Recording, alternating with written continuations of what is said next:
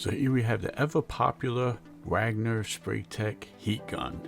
This has a 2 temp setting, one for 750 degrees and one for 1000.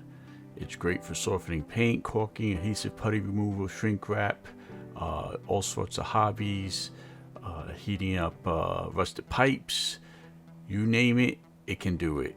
So what I'm using it for in this video is heating shrink wrap for electrical wiring, which it has the maneuverability and the heat settings, and it's super light, easy to use, it does the job, and you can't beat it.